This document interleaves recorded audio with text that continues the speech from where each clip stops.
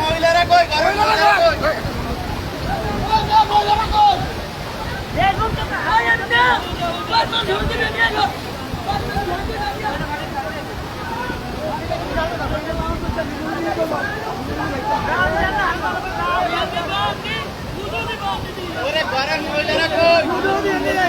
বানানা দিলে কেন হইতো না শাড়ি দিলে এই সব পত্র না মানে সব ওই না শাড়ি দিলে এই সব পত্র সব সব আমি দিত এটা টেনশন সাইজ টেনশন সাইজ আরে সারা দিলে হতো না হ্যাঁ দে তো সারা দে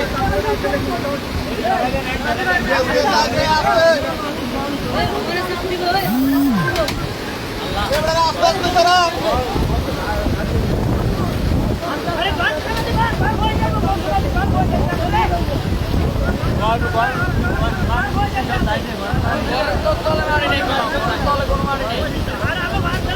পুরোপুরিভাবে তজুমুদ্দিন উপজেলার ভিতরে পানি ঢুকে গেছে ভাই।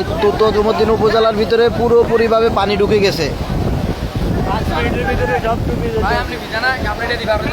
যে যেখানে আছেন সবাই সচেতন থাকুন। যার যার মালামাল আছে তজুমুদ্দিন উপজেলায় যারাই আছেন, যার যার মালামাল আছেন বাড়িঘর থেকে সবাই একটু সতর্ক থাকুন এবং সেভ করার একটু চেষ্টা করেন। যার যার মালামাল আছে যেভাবে পারেন সবাই একটু সেভ করার চেষ্টা করেন। পানি কিন্তু ঢুকে গেছে দেখতে পাচ্ছেন এখানে।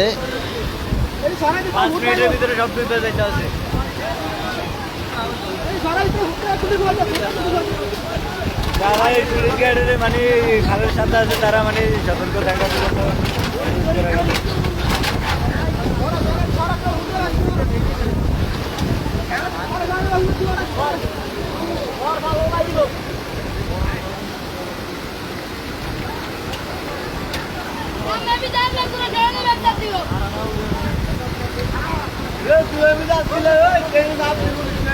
মালামাল বের করার জন্য সুযোগ হয় না মানে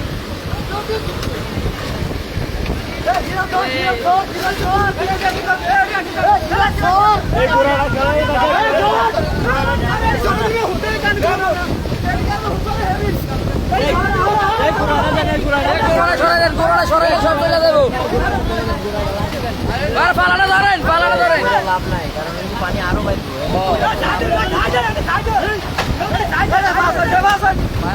কি অবস্থা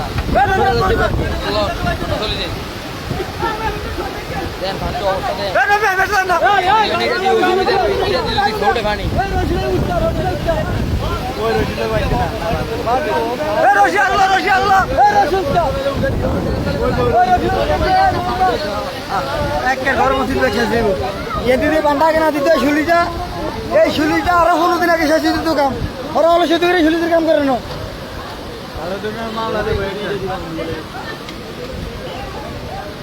ওরা শুলিদের কাম শেষ দিতে আরো নিম্ন 15 দিন আগে ওরা আস্তে আস্তে কাম কাম করে খানা বাড়ানোর কাম কাম শেষ করে না আরো লাগলে কোন শেষ দিত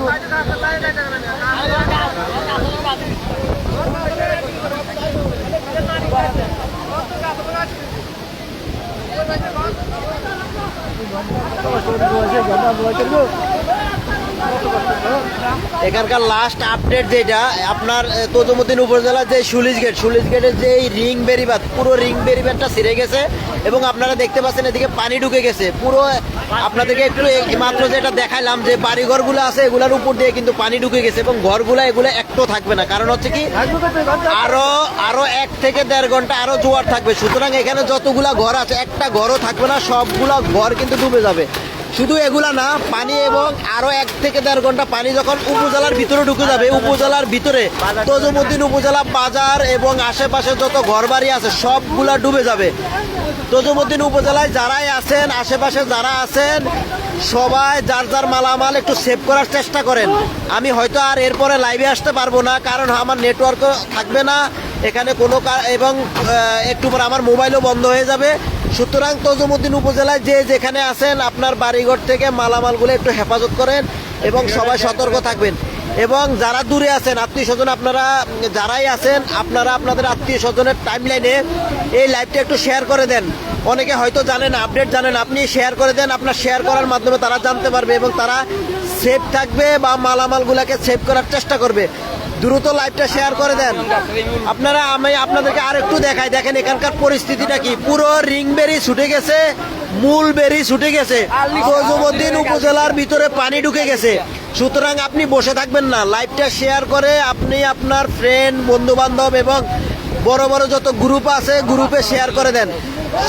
ঘূর্ণিঝড় শক্তির প্রভাবে পানি, অতিরিক্ত জোয়ারের কারণে মূল বেড়িবাঁধ ভেঙে পানি ভিতরে ঢুকে গেছে।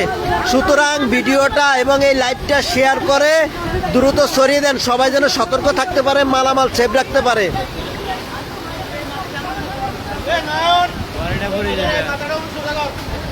এই ঘরগুলা থাকবে না, কিছুক্ষণ পরেই এগুলা ভেঙে যাবে। কারণ হচ্ছে কি, মূল বেড়িবাঁধ ছুটে গেছে। সুতরাং জোয়ারের যে গতি, জোয়ারের যে চাপ, এই চাপ আরো বাড়বে এবং একটা ঘরও এখানে থাকবে না।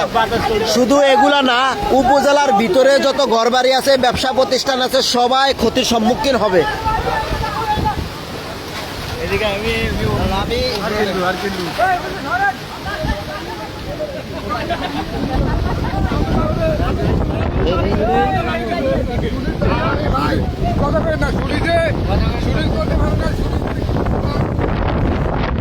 আমি লাইভটা এখানে শেষ করবো, তার আগে লাস্ট আপডেটটা আপনাদেরকে দিয়ে যাই। এই যে দেখতে পাচ্ছেন এখানে এটা রিং বেরিবাঁধ, এখানে নতুন একটা স্লুইস গেট নির্মাণ করা হয়েছে।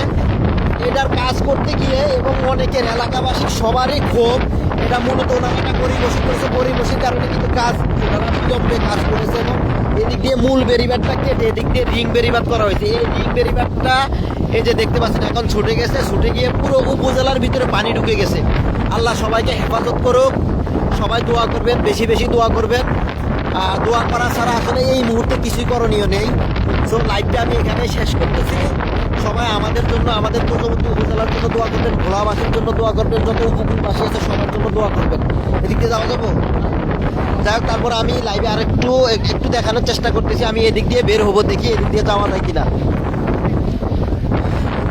অবস্থা খুবই ভয়াবহ। আমরা যারা তজুমুদ্দিন উপজেলাবাসী আছি, অবস্থা আমাদের জন্য খুবই ভয়াবহ। সবাই দোয়া করবেন, দোয়া করা ছাড়া আসলে এই মুহূর্তে আর কিছু করা নেই।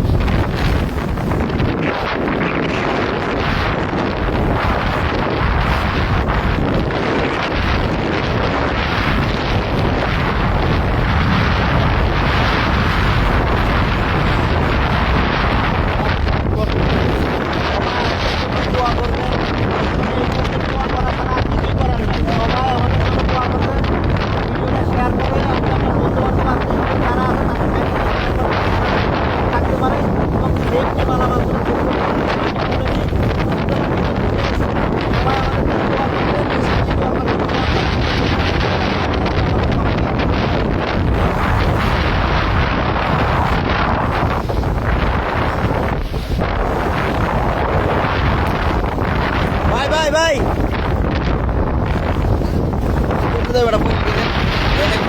জায়গা আমি এখান থেকে আসলে